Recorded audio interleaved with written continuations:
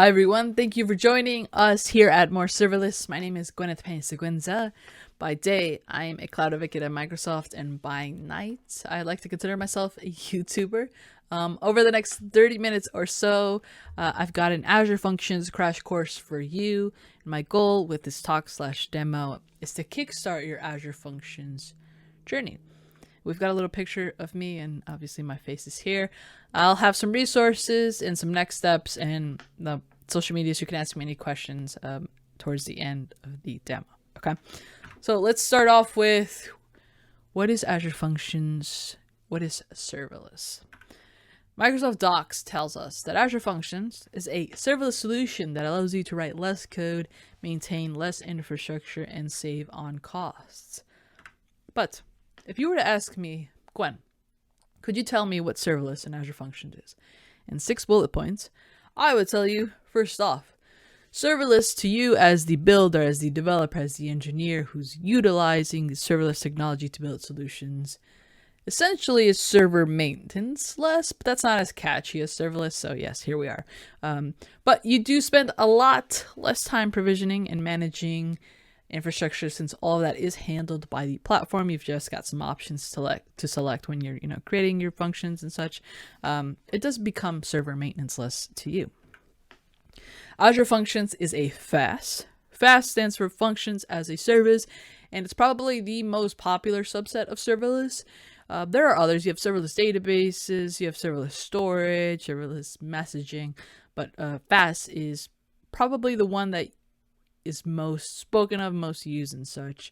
AWS has Lambda, Google has Cloud Functions, Azure has Azure Functions, and I'm sure the other cloud platforms have their own offerings as well. Each Azure function will run in response to an event, and in Azure Functions land, these events are known as triggers, and each function must have only one trigger. Depending on what you want your function to run in response to, you'll use a different trigger. If you want it to run in response to a file being changed, you could use Blob trigger. A change in the database, you could use Cosmos DB. A change in, some messaging queue, you could use the queue trigger, and so on and so forth. There are several options as well. I'm going to have the documentation page where you have all the bindings and triggers listed in the resources page. Speaking about bindings, bindings are a way of declaratively connecting other resources as input or to send output to from your function. So say you want your function to run in response to some HTTP event, but you also want it to pull data from a database as input. You could use an HTTP trigger and then a Cosmos DB input binding if Cosmos DB was your database. And if you wanted it to save data from that function back to the database, you could use an output binding, from that function. And I actually just described the demo that we're going to be using, but more on that later. Now, different plans for different needs. If you need something more dedicated, more premium, more processing power, we have plans for that as well. But I want to talk about the consumption plan, where it's, I believe, where Azure Functions and FaaS in general really shines. It's the best bang for your buck. You're only paying for when your function is running. So if your function runs 10 times a day, and for each time it runs 2 minutes, then you are only paying for the time that it's running. There's no dedicated infrastructure for you to pay for. You don't have to pay for something that's running 24/7, nothing like that. Also, with our consumption plan per subscription, you get 1 million executions and a grant per month. So if your function stays under that, if your functions stay under that grant that you get every month, essentially your function costs will be free. You might still have to pay for storage and other services that you might be using with your functions, but in terms of the functions, if you stay under the grant, you're not paying anything. And currently, C#, F#, JavaScript, TypeScript, PowerShell, Python, and Java are supported languages. Yes, you heard it here, folks. Contrary to popular belief, Azure, we do support many other languages outside of C#, F#, or PowerShell, and we support them well, and they are documented. All right. So let's talk a little bit about use cases and what are some things that I can build with functions and how can I have some fun with functions, right?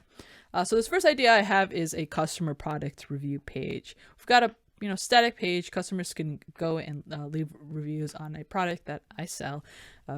The data of the review can be stored in Azure Storage and Cosmos DB. And if I wanted to implement some sort of moderation, I could use an Azure function to leverage Azure Cognitive Services and perform that moderation. I could also build an Azure Functions solution that will format and submit some files for me. So let's say we have 50 XML files that are generated from another website that we don't necessarily have access to. Another part of the engineering team handles that. And we need to grab these 50 XML files between 9 and 10 a.m. every single morning. And each file needs to be uploaded to a website, but each file also has a specific set of credentials. So what ends up happening is you'll have one file, you'll download it from where it's generated from, you'll grab the data, and then you'll upload it to this. You log into this website, upload it, wait for its success messages, log out, and then repeat that 50 times, or how many times how many files you have. We can create an Azure function with a blob trigger that will run whenever the files are uploaded. It'll grab each file, grab the name, and it knows which set of credentials to use depending on the name. It can go to Azure Key Vault, pull the correct set of credentials, come back, parse the data, and then submit to the website that it has to submit to using their API that they have. This is actually a solution that I built when I was a system administrator, and it was one of the solutions that allowed me sort of make my case for promotion to cloud engineer. So that's why I added it here. It's actually something that I built, and this ended up saving the company, I believe, 2 hours of 2 employees' time every single day. So, that saved time, saved money. And the solution ran for, I think like 30 cents a month. And that was mainly on storage costs, not the function, because it was running under the $1 million execution grant. But yeah, there's a couple of other things that we can sort of build with functions. Scheduled task, reminders, and notifications. Also, if you need to make stateful functions, there's the Azure Durable Functions extension that you can utilize. Lightweight APIs, we can run background tasks, and a bunch more. Also, keep in mind that functions are great to build full-on solutions, but you could also use it to, say, implement a feature of some sort of solution already, right? You don't have to necessarily build something full with serverless or Azure Functions. So keep that in mind as well. So let's dive into the demo. Let me just talk a little bit about what we're actually building. We have a visitor page that already exists, so this kind of falls into that category of let's create a feature or a functionality with the serverless and specifically Azure Functions. So we have a static website. It's got some JavaScript code in it to display this visitor counter, and we have a Azure Functions, which is going to become the API that we call from the JavaScript code. The function, whenever it's called, it's going to go to Cosmos DB, grab the visitor counter data, return it to the function, and also we're going to increment that 1 each time that we're retrieving the counter, because as visitor counters work, each time there's a new visit, there's a new page refresh, we have to increment that counter. So very straightforward demo, but it's going to show us quite a bit. All right, so let's actually move into showing you the static page that I have. So straightforward. It's sort of like the landing page. I have all my social media links down here. I've got my Twitter, got my blog, I got my YouTube and such. But the important aspect here is this line here says, and this page has been viewed times, and a little smiley face. We've got the web console opened here, and of course we get an error because we haven't built the API. But let me show you the JavaScript code that's actually working on this. Now, please, I am not a JavaScript developer by any means, so do not roast this code. But essentially what's going on here is when the page is loaded, it's going to call this get visit count, and this get visit count is going to fetch the API, the data from the API, and parse the JSON and give us the count. But you see, I have this local function URL and the production function URL. So the local is once we build our local function, we're going to put the URL here, and then we can get it locally. And once we deploy the function to Azure, we'll pull the production function URL and make sure that works as well. So what I'm actually going to do is open up terminal, and from here we can go ahead and make a new folder, unless I already made one. Yes, I did make one already. So let's move into that counter folder, and then we're going to open this up. Now I'm going to be using .NET. I am a .NET developer, but you could develop this in any of the supported languages. I'm going to try to keep the programming or the code aspect as general as I can, and nothing too specific to .NET. Visual Code has the Azure Functions in the Azure extensions that you can utilize to sort of scaffold the creation of functions. So it's this little icon down here. I'm going to go ahead and click on the Create New Project. And since I'm already in the folder that I want to create it in, I'm just going to select that one, C#, and then it asks this is specific to .NET, but I'm going to use the .NET 5 runtime. And then we have all the triggers that we can utilize. You see we have queue, blob, event, service bus, event grid, Cosmos DB. So again, to mix and match for your needs. So I'm going to select HTTP. I'm going to call it counter. Here we go. Oh, we're going to have to excuse my typing. I just got a new keyboard and I'm still getting used to it. Probably not the best time to get a new keyboard right before a demo, but here we are. All right, and I'm going to set the access right to functions. This essentially tells us who can access the data that's being provided by the function. And I'm just going to set it to function level.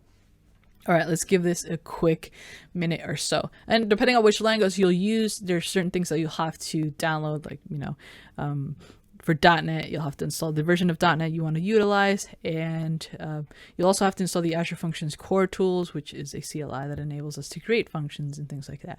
All right, so what we're actually going to do right now is run this function, because even though we just created it and made no changes, it's already a full-on running function. It's a pretty straightforward and simple one, but it actually does work.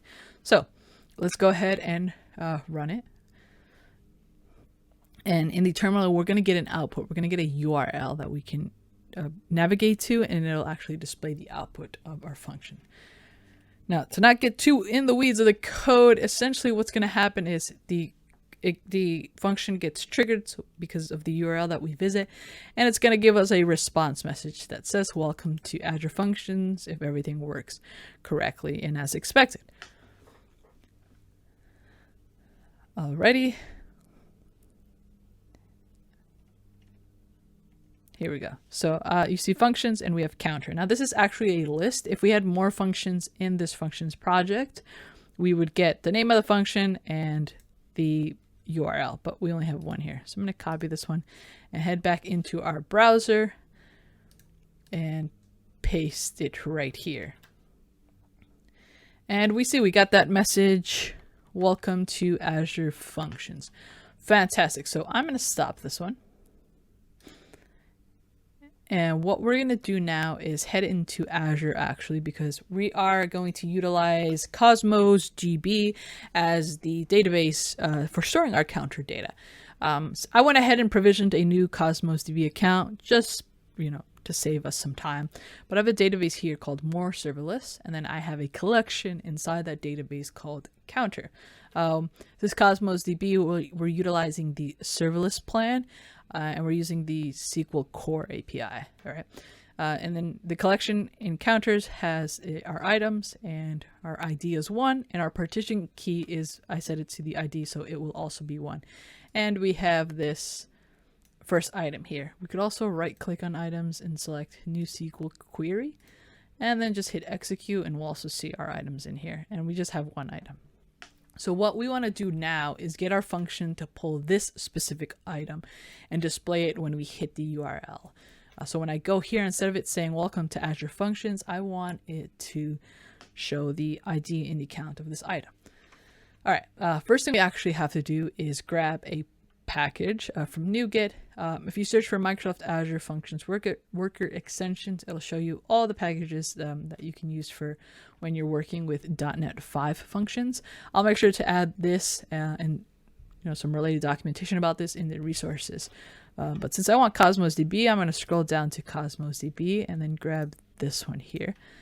And then we're going to head back into our function here, pull up the terminal, and then just paste in that .NET 5. Now, certain bindings and will need different packages, and some won't need any. But it'll be in the documentation listed what you have to install. Okay, so to utilize Cosmos DB, we also need to have its connection string. I'm going to go into our Explorer here and open up our local.settings.json. This is where we can keep our environment variables and such. This file does not get uploaded. This specific file does not get uploaded when you deploy your function to production. There are other ways to configure these, like your environment variables, and I'll show you that later.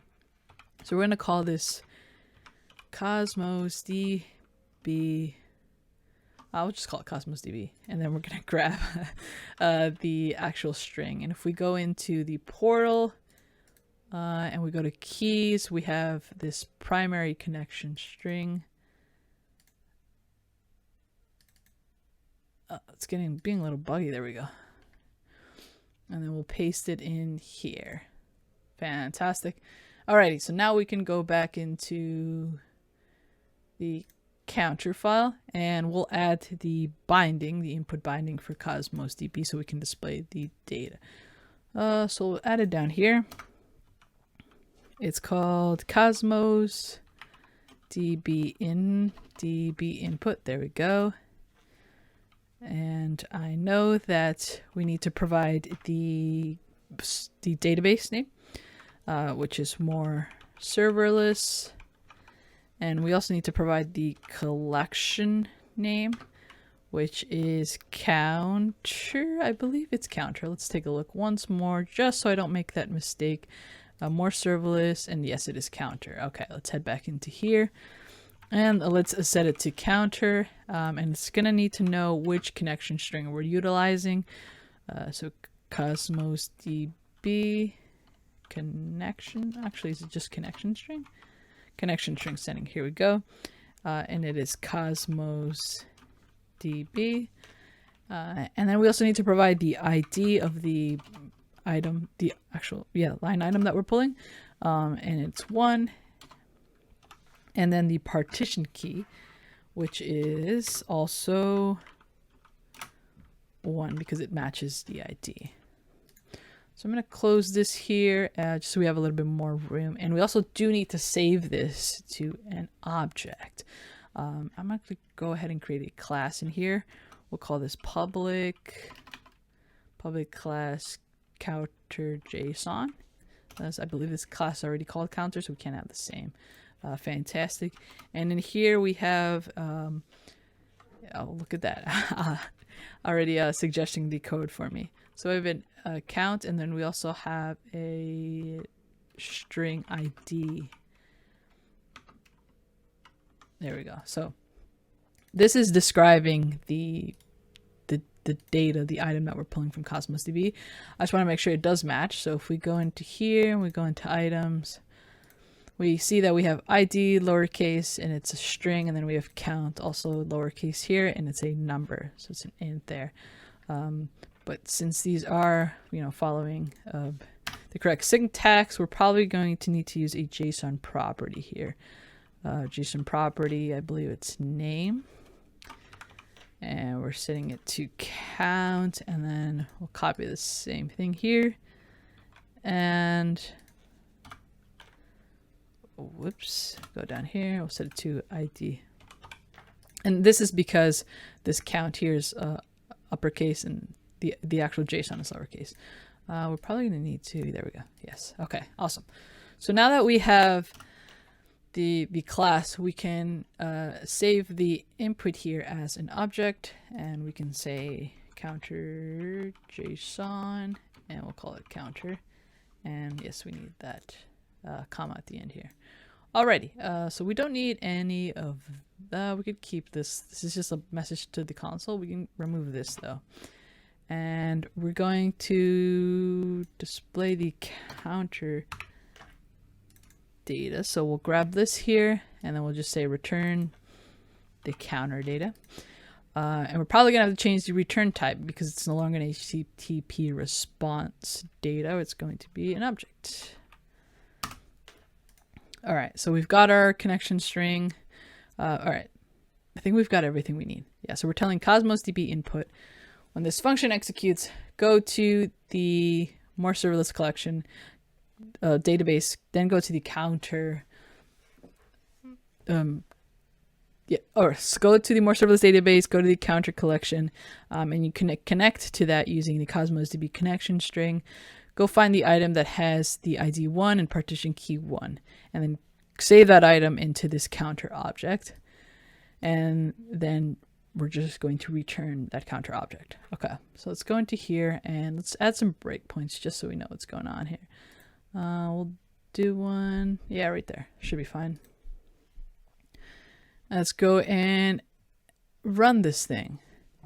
Quick water break. Okay. So the URL shouldn't change because we haven't made any changes to the function itself, or we haven't customized the URL, anything like that. So we should still be able to go to the browser, refresh that tab that we had open, and view the output of this item.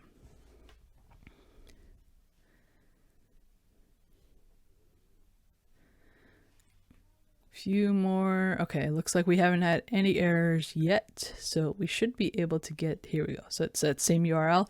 Let's head into the browser and let's refresh this and let's see what we get.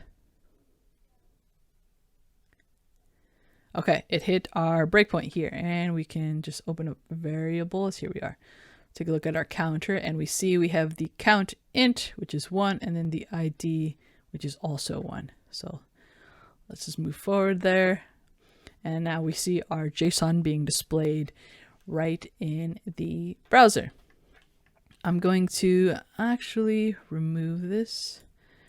I'm going to disable that breakpoint. That way, if I go into Cosmos DB here and say I want to update this count to be,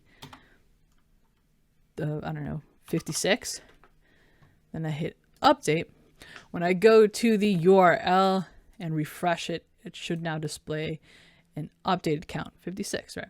Now, the thing now is as I refresh, it's always going to be 56 because there's no functionality increasing this. But we can do this adding a Cosmos DB output binding. So we're going to stop this here, and to add the output binding, we have to actually add it as a attribute. So we're going to say Cosmos DB output, and it's actually going to be the same settings as we have here.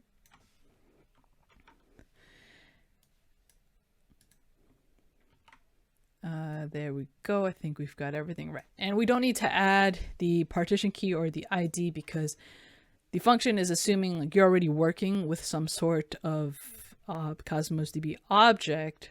So I don't need to know the ID in here. All we have to do now is increase the look at GitHub Copilot. All we have to do is increase the count. So I'm going to go into counter, which is the object that we're grabbing, and its count property. We're going to increase that by 1, and then we're going to return that 1. So now we should be able to run this once more, and each time we visit the URL, it's going to go up by 1. Ready? Let's make sure we take a look. So let's look at the value right now. It's 56. And inside of Cosmos DB, it's also 56. I'm going to actually pull up a new SQL query here. And we're going to run this here. And just to make sure we get the same data there. Okay, it's 56. This one is still running for us. It's about to run, actually. No errors so far. So far, a successful demo, I would say. I always get nervous when running demos. You never know what's going to work, what's not going to work. Okay, so again, should still be that same URL. that we could access our function because we haven't made any changes there. Alrighty, so if I go in here and I hit refresh, it should return 57. There we go, 57. If I refresh it once more, it should give us 58. Perfect. And if I go into Cosmos DB and I hit execute query, we see that it's also getting updated here.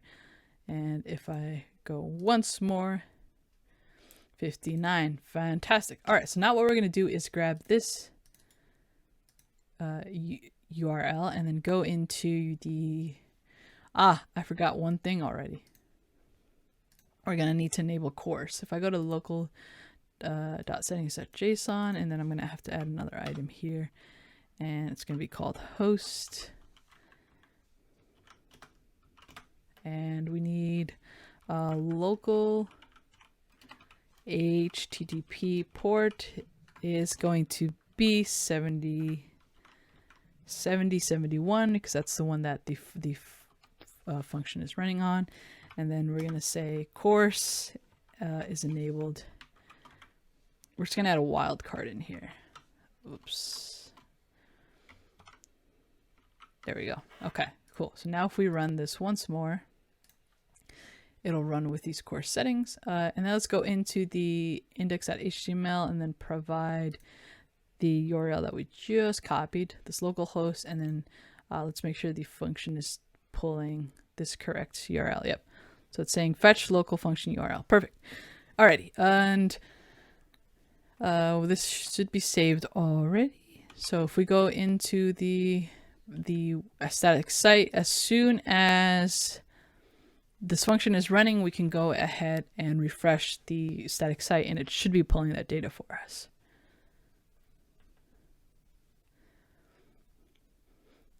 Few more seconds and it should work. All right, cool. So now if we go into the site and then hit refresh, let's take a look at what happens. All right, no error so far.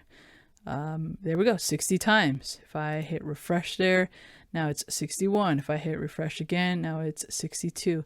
If I go into the Cosmos DB account and hit execute, it's also matching. So great, we've implemented this functionality. Now the last step is to deploy the function to production.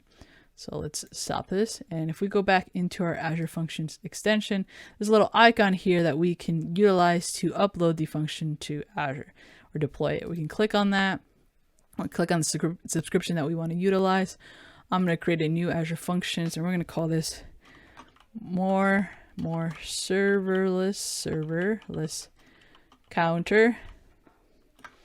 And it's done at 5. That's the stack I've been using. I'm going to use EastUS2 and it's going to go ahead and deploy it. I went ahead and already deployed one for us just because it does take a couple of times and I don't know how much time is left for this demo. I think we have a few minutes left, but I already deployed one that is the exact same functionality, and I'm in my function apps and I'm going to select the more serverless one. If we needed to add environment variables, like I mentioned before, if we go down to configuration here on these left side, we have all of our application settings, function runtime setting, general settings as much. And you see I have this Cosmos DB connection string in here with that value set. We can add more using this new application setting, or if you need to add any of the other ones, you'll set them in the individual tabs, right? All right. And also course settings, if we scroll down here, go into here, we also have these enabled. I have that wildcard in there. Just is this for a, I guess, development. In production, you would want to be more specific as to which origins you want to utilize, right? So on the left side, I'm going to go to functions and I'm going to grab our counter once more. And then I'm going to go to code test and grab our URL. Get function URL, and this default is fine. I'm going to copy that and then I'm going to paste that into the browser, and you see we have 63 and 64, and this is pulling the same exact Cosmos DB item from the same collection from the same database, right? So I'm going to just grab this URL again and then go into our static site and paste this in here. And then I'm also going to tell it to use the production function instead of the local function. Fantastic. Let's save that and then let's go first. Let's just, it's 64 Just to make sure it is pulling the right one, I'm going to update this item to be, refresh that. Let's refresh the actual page. It wasn't pulling the proper value. Counter item. The item is, oops, here we go. 64. Let's set it to 164 right now. Then we'll hit update. Okay, if we now refresh the page, it should be pulling from the correct 165. And it's calling our production URL now. Let's go back to Visual Studio and just make sure it did upload. It looks like it's still uploading at the moment. This does take a few minutes. Let's give it a few more minutes. But yes, let's summarize what has happened. Yeah, we created the Azure Functions using Visual Studio Code, and we selected the scaffolding options at the beginning give you, a lot of customization. Oh, hold on. This just uploaded. So deployment to more serverless counter is completed, and we actually upload our settings here. So what it's going to do is grab that local.settings.json file and then add it to your settings that I just showed you, the connection strings and all that kind of thing, for us. So if we go into our list of functions, we'll go back here and then we'll hit refresh here. We should see that more serverless counter in here. And if we go down to configuration, we should be able to see that the Cosmos DB connection string has been added here for us. We would have to customize and add course and all those things as well. And if we go into the function here and then select the counter and then go into code test, we could pull its URL on and things like that. And that is actually it for this demo. Let's head back to our slides just to cover some next steps and resources. So I've added a bunch of documentation and articles and things that you can take a look at here. And you could always reach out to me if you have any questions at Made by GPS on Twitter. I'd be more than happy. And I know we have some Q&A time here too, so we can dive right into that. Thanks, Gwyn. That was a fantastic presentation. And you changed clothes in costume like that. How'd you do it? Yeah, I had to get refreshed to answer all these questions. Now, it's really interesting to me because I think, my experience with serverless is primarily doing functions. So, this is really interesting to me because that's where I spend most of my time when I'm using serverless, is writing serverless functions to work with my, primarily Jamstack applications. Not .NET, but .NET's cool too. Yes, it is. So we do have a number of questions from the audience, so I'm going to get right to them. Mm-hmm. First up, Farhad asks, is Go going to be supported in Azure Functions? Do you know? I don't have an exact answer for that. I would say the roadmap is probably, which I'll link in the resources. There's a GitHub repo. I'm not sure if I provide the link. Is that something we can get in the put in the chat? Yeah, we can put it in the chat. So if you GitHub / Made by GPS, you'll find the more serverless demo there, and the resources, the roadmap will be there, and you'll see if that's planned on being supported. I think so, but I don't want to lie, right? So yeah, totally understand. Mm-hmm. So Nick asks, for the static run method that you used, can it be typed better than just object? Yes, absolutely. Okay, that was quick and easy. Yeah, I just tried to keep the code as high level, not very .NET specific, to keep it as general as possible. But yeah, you can, at the end of the day, it's code that you can use to however you'd like to. Okay, and Nick also follows up with will Rust be supported? I'm guessing it go to the same document for the roadmap. Or... I'd like to say yes. I'm not 100% sure, but I know there's a lot of talks about Rust. So yeah, keep a look at the roadmap. Cool. And so it was github.com/madebyGPS. Yeah, /more-serverless-demo. Okay, we'll get that in that chat. Okay. So another question, how long can an Azure function run for? If you're on the consumption plan, I believe the highest that you can increase it is to 10 minutes. The consumption plan is the one that's the best bang for your buck, where you're not paying for dedicated anything really 24/7, just for the amount of time that your function is actually running. Okay. So if you need longer, you might want to look into something like durable functions, where you can create like stateful functions. And if you need human interaction or need to wait for something, you'll have that. Or you can look into the like premium plans or other options that you have in terms of like the pricing. Okay. So Michael asked, this is not related to Azure Functions, but I have a feeling I know what it was. But what was the extension plugin that you used to blur out your connection strings and keys? Is that the one John Papa wrote? Yes, I believe it's called Azure Mask or AZ Mask, something like that. AZ Mask. Okay. Yeah, but if you'll Google it, you'll probably be able to find it. It's pretty top result. Yeah. It's, I've run into that problem too, and somebody tipped me off on one of those plugins recently too. That because I'm usually like using my second screen, dragging stuff over, doing it over here, dragging it back. Yeah. So, it's a pain. So yeah. it's quite a nifty little extension there. Absolutely.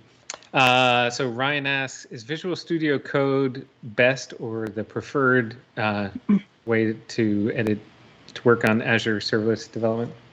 I would say it depends on what you're actually building. I think Visual Studio has more like tools, but Visual Studio Code can get you just as far, I would say.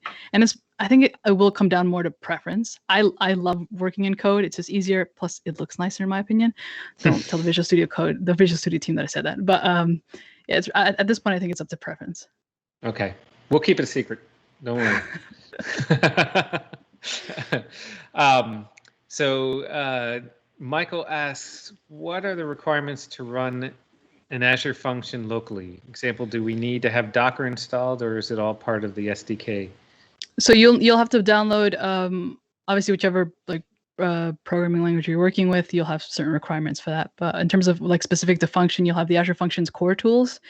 And then if you're using Visual Studio Code, you're going to have some extensions there that make it easier to like scaffold functions and deploy things to Azure. Yeah, but outside of that, I don't think you need anything else really. But again, that is also linked. What you need to run locally, and depending on which language you select, is going to be linked in that GitHub repo at the bottom. Okay, I will add that as soon as this is over. Hard to type and chat and follow questions and so on and so forth. So all that stuff at once. So we're down to like just a minute and a half left here before we end. So I just wanted to take time to thank you for your presentation. Thank you for answering everybody's questions. This was great. I think we all learned a lot, and hopefully you enjoyed it as well. Oh yes, it was great. If anyone wants to sort of chat more about this, functions, serverless, Azure in general, or cloud computing in general, Twitter, I'm always available. My DMs are open, and feel free to ask me any questions. I have a bunch of functions related content on my YouTube. If you're interested in that as well, bunch of tutorials on there. Awesome.